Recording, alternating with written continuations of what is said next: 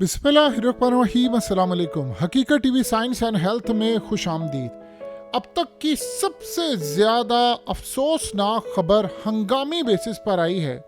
1 करोड़ लोग जो Los Angeles county में रहते हैं उनको वार्निंग जारी कर दी गई है कि इमीडिएटली आप काउंटी छोड़ने की तैयारी करें।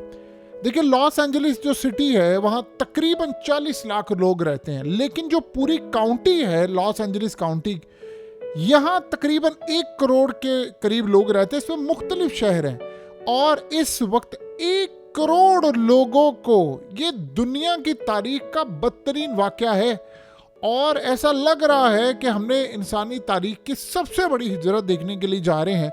1 करोड़ लोगों को वार्निंग जारी कर दी गई है। मैसेजेस उनको जाना शुरू हो गए हैं कि आप लोग यहाँ से निकलने की तैयारी करें, मुख्तलिफ सिटीज़ जो लॉस एंजलिस काउंटी में है।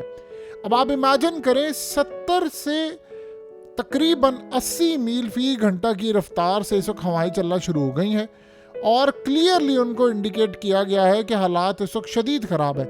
यानी पूरे के पूरे, देखिए, शहर नहीं, पूरी काउंटी इस वक्त हाई अलर्ट हो चुकी हुई है और इस वक्त कितने हज़ार एकड़ कुछ कहा नहीं जा सकता। जो फिगर है वो बढ़ता जा रहा है। इस वक्त तकरीबन 25 से 30 हज़ार एकड़ के करीब एरिया जलकर राख का ढेर बन चुका हुआ है और कितने बिलियंस ऑफ डॉलर का नुकसान हो रहा है ये अभी तक एस्टीमेट उसका लगाना, यानी कई 100 अरब डॉलर का इस वक्त लॉस सामने आ रहा है। आप इमेजिन करें कि इस वक्त 112 किलोमीटर फी घंटे की रफ्तार से हवाओं का चलना ये इतनी बड़ी तबाही लेकर आ रहा है। यही वो असल में तबाही थी जिससे बचने की इस वक्त कोशिश हो रही थी और वो तबाही अब रुकने नहीं वाली, वो सबको लपेट में लेने जा रही है।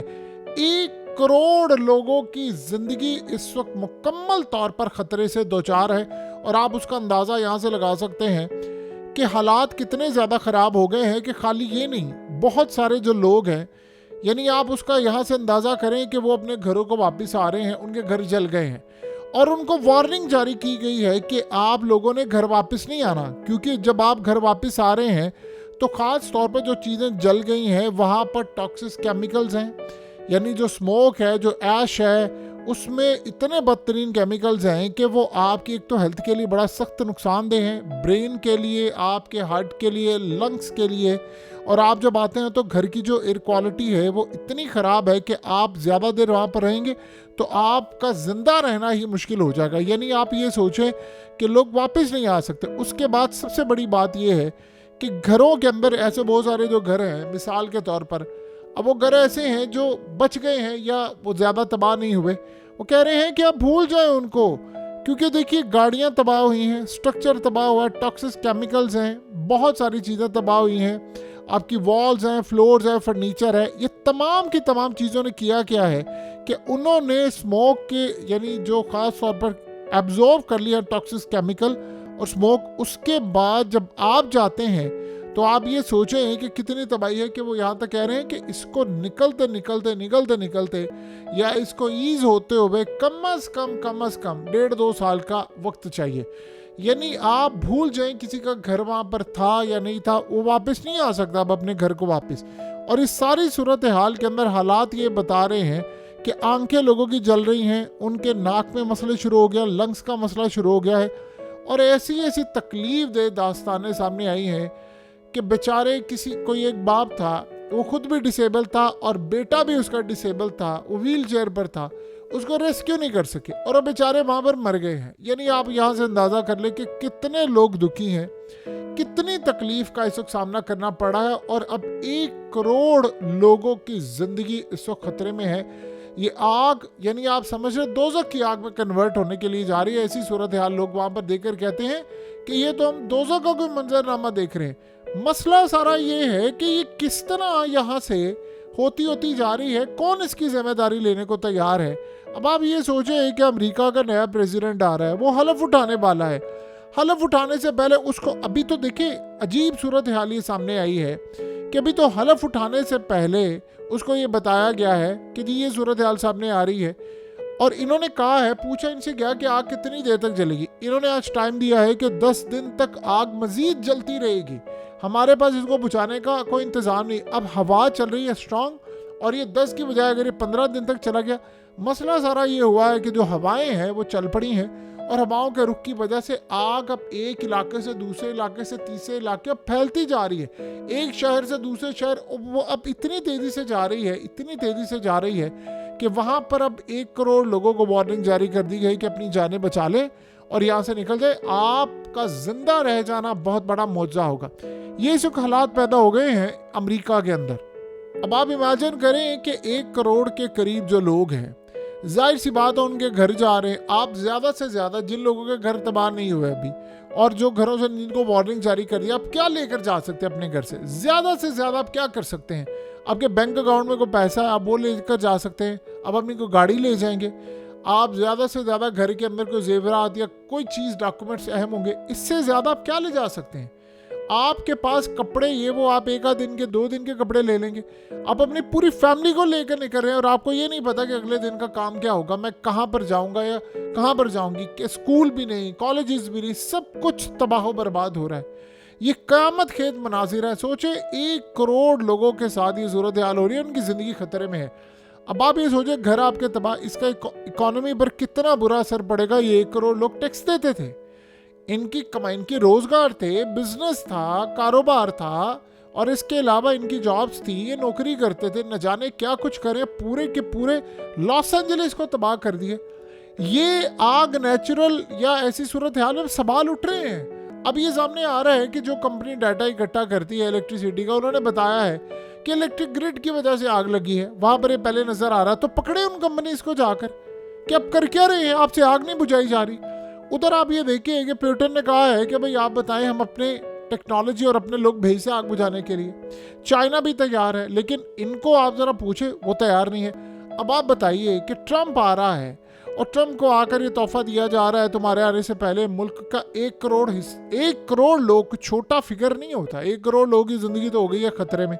और उसके बाद तुमने करना क्या? वो अब अमेरिका को संभाले या बाकी और अपने कामों को संभाले? उसकी तो ऑलरेडी इस्टेब्लिशमेंट से लड़ाई है, तो इनको समझ नहीं आ पा रही। यानी उसको एक ऐसा क्राइसिस मिला है जिसकी कोई इंतहा नहीं है और 1 करोड़ लोग अब अपनी ज़िंदगी जो है वो इस आसरे पर जी रहे हैं कि हमें दोबारा, यानी कितना डिफ़िकल्ट हो जाता है कि आप 1 करोड़ लोगों को दोबारा रीबिल्ड करें उनके घर। आप एक दिन में तो आप घर बना नहीं सकते। इतनी बड़ी माइग्रेशन जिसकी कोई इंतहा नहीं। देखिए इस्लामिक कंट्रीज़ के अंदर बेशक ये बात कही जा रही है कि जी वो गज़ा में ये देते थे फलाना। देखिए जो बेचारे लोग हैं आम मासूम लोग हैं। अब आप बताइए कि अगर कोई बेचारा डिसेबल बच्चा है या वो घर के अंदर एक डिसेबल बाप है 67 ईयर्स एज का, वो डिसेबल बच्चा जिसका दिमाग काम नहीं करता, वो मेंटली तौर पर ठीक नहीं है, या कोई ऑटिस्टिक बच्चा है या जो कोई डाउन सिंड्रोम के साथ है, आप बताएं उस बेचारे का क्या कसूर है? उसका गजा की जंग से क्या लेना देना? इसी तरह गजा के अंदर रहने वाले बेचारों का क्या कसूर था जो इजराइल ने वहां पर किया? लेकिन अजीब कहानी ये है कि जो गजा के अंदर माइग्रेशन हुई थी वहां पर भी माइग्रेशन हो रही है। ये बड़ा अजीबोगरीब बात है कि अमेरिका के अंदर रहने वाले लोग या दुनिया भर में कह रहे हैं कि जी ये कर्मा, आपको पता है वो इस चीज़ पे बिलीव करते हैं। लेकिन मसला ये है कि वो बेचारे यहाँ पर, ये जो लोग हैं इन बेचारों का क्या कसूर है? ये तो गवर्नमेंट लेवल पर होते हैं। अब आप ये सोचो किसी भी कंट्री के अंदर कोई अवाम चाहेगी कि किसी की तबाही हो। अमेरिका के अंदर जो रहने वाले लोग हैं वो आम रूटीन के अंदर वो लोगों का बुरा नहीं चाहते हैं। जो आम लोग रहते हैं वो अपने काम से काम रख रहे हैं, लेकिन गवर्नमेंट जो है वो उस लेवल पर काम करती है। अब ये सूरत हाल इतनी बेचारों की तबाहकुन है, लोग रो रहे हैं, चीख रहे हैं, और 1 करोड़ लोगों को वो कहाँ पर जाकर बसाएंगे? होटल्स में जाएंगे? कहाँ जाएंगे? इतना बड़ा क्राइसिस पैदा होने वाला है कि हम आज से पहले कभी देखा नहीं। और आप जरा ये गवर्नर को देखें, आपको लगता है इसकी शक्ल देखकर, इसकी मनहूस शक्ल देखकर आपको लगता है कि इसको जरा सा भी अफसोस है कि 1 करोड़ लोगों के साथ क्या हुआ? वो हंस रहा है। ये इसकी आज के विजुअल्स हैं, यानी आप अंदाजा कर ले वो हंस रहा है, उसको परवाह नहीं है। वो चिल माहौल में 1 करोड़ लोग जो है वो अपनी जिंदगी तबाह करें, उनका घर बार गाड़ियां सब कुछ तबाह हो रहा है, लेकिन वो लोग मर भी रहे हैं। और अब मरने वालों की तादाद कितनी बड़ी है। अब आप सोचें इन्वायरमेंट कितना खराब है। इन्वायरमेंट की तो हालत ये हो चुकी है कि आप आज सांस नहीं ले सकते। लोगों का वापस ना आए, आप वापस आएंगे तो आप मर जाएंगे। आपकी ये सूरत हाल है।